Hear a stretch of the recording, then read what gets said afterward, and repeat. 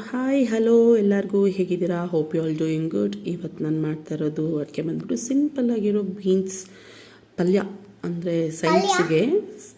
ಪಲ್ಯ, ಬೀನ್ಸ್ ಪಲ್ಯ ಸೈಡ್ಗೆ, ಅಂದರೆ ಅನ್ನ ರಸಮ್ ಆ ಥರ ಏನಾದ್ರು ಇದ್ದಾಗ ಮಾಡ್ಕೊಳ್ಳೋದಕ್ಕೆ.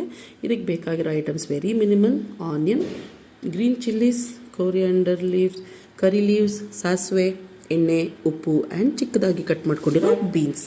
ಸೊ ಫಸ್ಟು ಎಣ್ಣೆ ಹಾಕ್ಕೊಂಡು ಸಾಸಿವೆ ಹಾಕ್ಕೊಂಡು, ಆಮೇಲೆ ಸ್ವಲ್ಪ ಚಟಪಟ ಅಂತಿದ್ದಾಗ ಕರ್ಬೇವಿನ ಸೊಪ್ಪು ಹಾಕ್ಕೊಬೇಕು. ಅದು ಸ್ವಲ್ಪ ಇದಾದಮೇಲೆ ಬೆಂದಮೇಲೆ ಗ್ರೀನ್ ಚಿಲ್ಲೀಸ್ ಹಾಕ್ಕೋಬೇಕು. ಖಾರ ಬೇಕು ಅಂದರೆ ಸ್ವಲ್ಪ ಜಾಸ್ತಿ ಹಾಕ್ಕೊಳ್ಳಿ, ಕಡಿಮೆ ಬೇಕು ಅಂದರೆ ಸ್ವಲ್ಪ ಸೈಡ್ ಸಾಕು. ಇದಕ್ಕೆ ಯೂಶ್ವಲಾಗಿ ಕಡಲೆಬೇಳೆ ಸಮೇತ ಹಾಕ್ತಾರೆ, ಬಟ್ ನನಗೆ ಅಷ್ಟು ಚೆಂದ ಅನಿಸಲ್ಲ, ಹಾಗಾಗಿ ಕಡಲೆಬೇಳೆಯನ್ನು ಹಾಕ್ಕೊಂಡಿಲ್ಲ.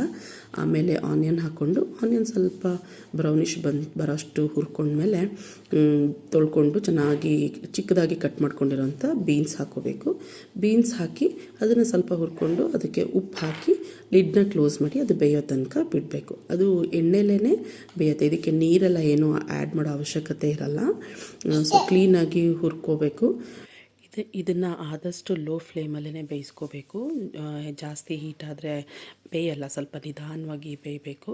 ಸೊ ಅದು ಬೆಂದ ಮೇಲೆ ಅದಕ್ಕೆ ಫ್ಲೇವರ್ಗೋಸ್ಕರ ನಾವು ಕಾಯಿ ತುರಿನ ಆ್ಯಡ್ ಮಾಡಬೇಕಾಗತ್ತೆ. ಕಾಯಿ ತುರಿ ಒಂದು ಅಡಿಷ್ನಲ್ ಫ್ಲೇವರ್ ಕೊಡುತ್ತೆ, ಚೆನ್ನಾಗಿರುತ್ತೆ. ಅದಾದಮೇಲೆ ಲಾಸ್ಟಿಗೆ ಕೊತ್ತಂಬರಿ ಸೊಪ್ಪನ್ನ ಹಾಕ್ಕೊಂಡು ತಿನ್ಬೋದು. ಇದನ್ನು ನಾವು ಆಗಲೇ ಹೇಳ್ದಂಗೆ ಬೇಳೆ ಸಾರು ಅಥವಾ ರಸಮ್ ಆ ಥರ ಸೈಡ್ಸಿಗೆ ಯೂಸ್ ಮಾಡ್ಬೋದು, ಅಥವಾ ಕೆಲವರು ಡಯಟ್ಗೋಸ್ಕರ ಬರೀ ಪಲ್ಯನೂ ಸಮೇತ ಹಾಗೆಯೇ ತಿನ್ಬೋದು. ತುಂಬ ಚೆನ್ನಾಗಿರುತ್ತೆ, ಟ್ರೈ ಮಾಡಿ. ತುಂಬ simple and very tasty. Thank you. Like ಮಾಡಿ, ಶೇರ್ ಮಾಡಿ ಆ್ಯಂಡ್ ಸಬ್ಸ್ಕ್ರೈಬ್ ಮಾಡಿ. Thank you so much.